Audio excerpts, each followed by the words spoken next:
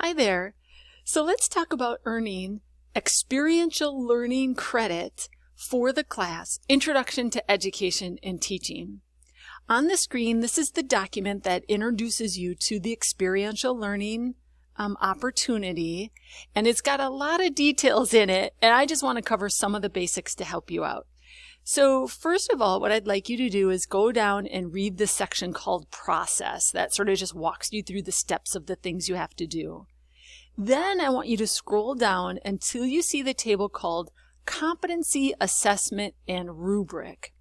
Okay, so let's stop for a minute and let's just talk about the class. So the class is Introduction to Education and Teaching. A regular traditional student in this class, what they do is they go out into a classroom, they get a classroom placement, and during the semester they go to that classroom and they observe educational topics and issues from the role of the teacher. And so they have X number of hours to complete, and we walk through these different educational topics.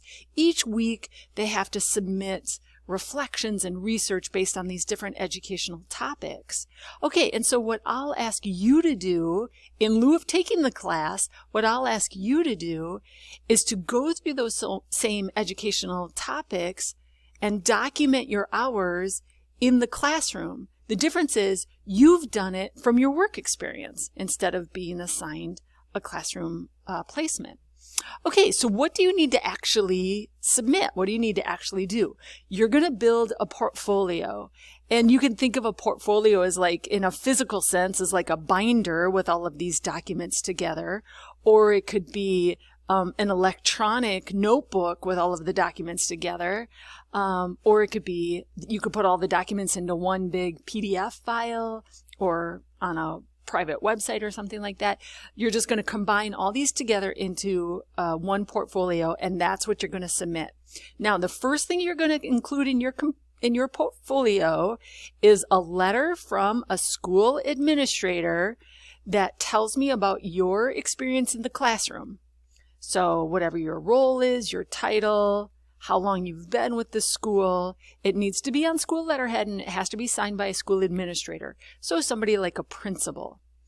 And what we're documenting with this, why I'm asking you to submit that, we call it a required artifact, why I'm asking you to submit that letter is because students need to complete a certain number of hours during the semester, and I need you to have some sort of documentation that says you've been in the classroom for this many hours. So have your school administrator submit that, and make sure that the letter includes how long you've worked in your position, what your role is, that is, what was your title, and how long you have worked there. Okay, now in addition to that, you're going to describe your professional experience in the classroom. So you're going to get your own document together, and you're going to do this, what we call this competency reflection. You're going to tell me about your growth as an educator, how your classroom experience has prepared you to become a licensed teacher, how your experiences has helped provide you a meaningful learning opportunity. Now you can see that I don't give you, I don't say it has to be 1 page. I don't say it has to be 5 pages. What I'm looking for is, are you answering the questions? So whether you do that in 1 page or 5 pages, that's up to you. Don't make it too short and don't make it too long. This is college. So I'm going to challenge you to, in your own words, answer the questions in a meaningful way. By the way, and I'll mention this is college. So no grammar or spelling mistakes, no lack of clarity. Don't put in fluffy stuff. Answer the question and answer it fully. Okay, so you're going to submit the letter and that first reflection. That identifies 2 of the competencies in the class. If you have any questions while you're building your portfolio, you can email me at any time. I'm happy to help. Okay, what's the next thing that goes in your portfolio? Here, we just have a suggested artifact. It's not a required, so it's up to you whether or not you want to include it. What I'd like to see is a statement of your teaching philosophy. If you haven't built one or you're not sure about what would go into your teaching philosophy, you can do some online research. That's fine. That's what the students in the class do. Go out and look. There's tons of examples online. Find the ones that you like. There's plenty of bad examples, so do some research. Find the good examples, and then you can build your teaching philosophy. Again, suggested, not required. But then here we go. Here's what you have to include. No choice. You have to include the competency reflection. And this time you're going to answer different questions. You're going to have a new document, a brand new document, and you're going to answer the questions. What does it mean to be a passionate teacher? Provide at least one example from your classroom. How did the students know that the teacher was passionate? What does it mean to have passion for the content that's being taught? So you're going to answer all those questions in a document. Again, 1 page, 5 page, that's up to you. Be concise, but be meaningful. Answer the questions. How will you demonstrate passion? All right, that's the second component of your portfolio. Let's keep going on.